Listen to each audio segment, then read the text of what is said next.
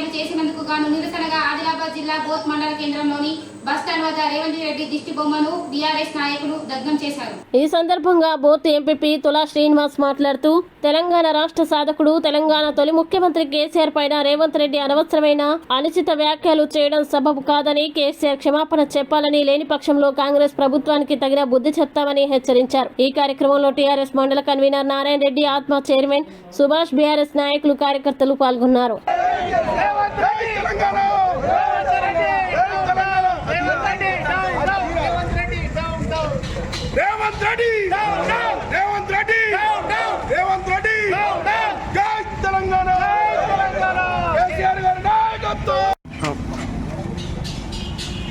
రాష్ట్ర ముఖ్యమంత్రి ఒక చీటింగ్ ముఖ్యమంత్రి లాగా మా బీఆర్ఎస్ పార్టీ రాష్ట్ర అధ్యక్షులు మాజీ ముఖ్యమంత్రి గారు తెలంగాణ కొరకు ప్రాణ త్యాగానికైనా సిద్ధపడ్డటువంటి మన కేసీఆర్ గారిని ఇలా ఒక జాతిపిత లాంటి కేసీఆర్ గారిని ఇష్టానుసారంగా ఒక పెద్ద నాయకుడు వారిని ఇష్టం ఉన్నట్టు ఇష్టానుసారంగా బూతులు తిడుతూ తిట్టినటువంటి రేవంత్ రెడ్డి గారిని కేసీఆర్ గారికి క్షమాపణ చెప్పాలి. ఇవాళ మేము బీఆర్ఎస్ పార్టీ తరఫున మా శాసనసభ్యులు అల్లన్న గారి నాయకత్వంలో ఈరోజు రేవంత్ రెడ్డి దిష్టి బొమ్మను దగ్ధం చేసినాం.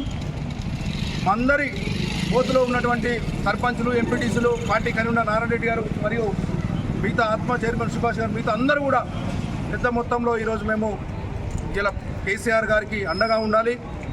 ఇలా తెలంగాణను అన్ని విధాల అభివృద్ధి పరిచినటువంటి నాయకుడు కాబట్టి వారిని తిట్టినటువంటి మాటల్ని వెనుకకు తీసుకొని క్షమాపణ చెప్పాల్సిన బాధ్యత ఇలా రేవంత్ రెడ్డికి ఉంది. కాబట్టి ఇలా కాంగ్రెస్ పార్టీ నాయకులారా ఇలా ఖబర్దార్, రేపు రానున్న కాలంలో ఇలా మీకు ఏ విధంగా అయితే బోత్ గడ్డ మీద బీఆర్ఎస్ పార్టీ జెండా ఎగరేసామో రేపు కూడా మళ్ళీ పార్లమెంట్ ఎలక్షన్లలో కూడా జెండా ఎగరేస్తాం.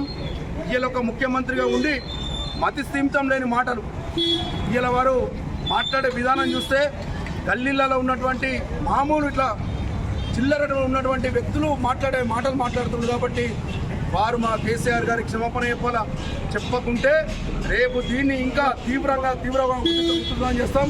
ఎక్కడ కూడా ఏ గ్రామాలలో కూడా కాంగ్రెస్ పార్టీ కార్యకర్తలను, నాయకులను, వాళ్ళు మంత్రులు వచ్చినా, ఎమ్మెల్యేలు వచ్చినా ఎక్కడ కూడా మేము అడ్డుకుంటాం. ఫస్ట్ మీరు తిట్టుడు కాదు, ప్రజలకు ఇచ్చినటువంటి హామీల్ని మీరు నెరవేర్చండి. ఇవాళ ఇప్పటిదాకా పాపం రైతులు ఇళ్ళల్లో చూసి పాపం బాధపడుతున్నారు. గ్రామాలలో ఇప్పటికీ రైతు బంధు పడతలేదు, ఇలా కరెంటు సరిగ్గా ఇస్తలేవు, ఇలా రుణమాఫీ చేస్తా అని చెప్పి ఇలా బోతులు వచ్చినప్పుడే చెప్పినావు. డిసెంబర్ 9వ తారీఖు నాడు రుణమాఫీ చేస్తా అని చెప్పి మాట ఇచ్చి అన్యాయం చేసిన వీళ్ళు రైతులను.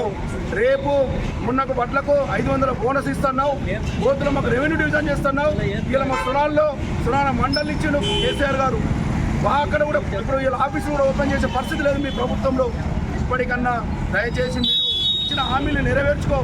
ఇంకా మేము 100 రోజులు అవకాశం అన్నారు మా పార్టీ అధ్యక్షులు కేసీఆర్ గారిని, కేటీఆర్ గారు. అయినా మేము సపోర్ట్ అయిపోతున్నాం.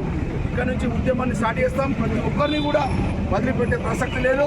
ఎక్కడైతే హామీలు ఇచ్చిందో అన్నింటినీ కూడా నెరవేర్చే వరకు మేము ప్రజల పక్షాన ఉండి ప్రతి విషయంలో కొట్లాడతామని చెప్పి తెలియజేస్తూ కేసీఆర్ గారి నాయకత్వం, మన బోత్ శాసనసభ అల్లన్న గారి నాయకత్వం, జై తెలంగాణ.